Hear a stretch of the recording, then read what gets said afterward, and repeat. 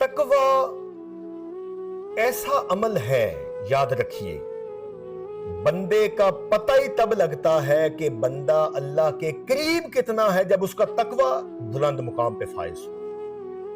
हज़रत इमाम अहमद बिन हंबल रज़ी अल्लाह तआला अन्हु आप फरमाते हैं कि मेरी सारी जिंदगी में तकवे की इंतहा को छूने वाला सबक जो मुझे एक खातून आके दरबार में दे के गई, फरमाते हैं मुझे कोई दूसरी मिसाल नहीं मिलती जो उसके मुकाबले में लाके खड़ा करूं। याद रखिए, इमाम अहमद बिन हंबल तशरीफ फरमा थे। आप फरमाते हैं कि एक बुढ़िया खातून पर्दे की हालत में मेरे दरबार में, जहां आप तशरीफ फरमा होते थे, पहुंची।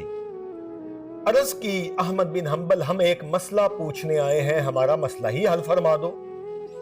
हज़रत इमाम अहमद बिन हंबल फरमाते हैं, मैंने अर्ज की, मैंने कहा अम्मा जी हुक्म फरमाइए।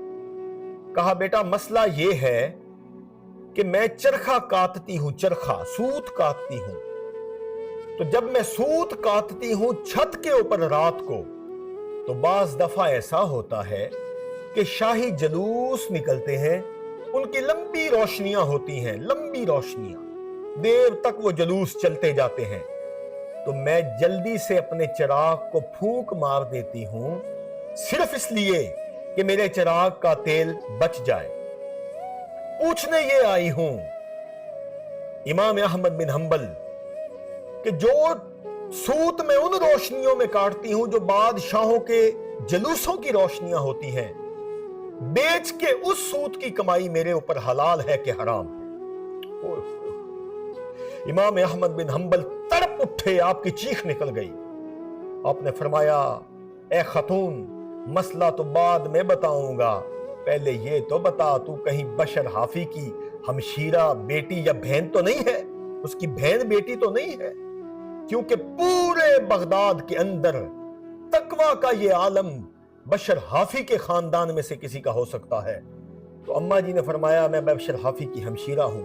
फरमाया, जिस मुकाम पर आप लोग फायज हैं, आपके लिए वो जायज नहीं है। इसलिए याद रखें, छोटी छोटी चीजों को हम समझते हैं ये तो ऐसे कोई बात नहीं है इसकी, वो बातें अपने अंदर समुंदर रखती हैं। इसलिए छोटा सा भी अमल ऐसा करने से बाज रहना हमारा काम है जो अल्लाह को पसंद नहीं है।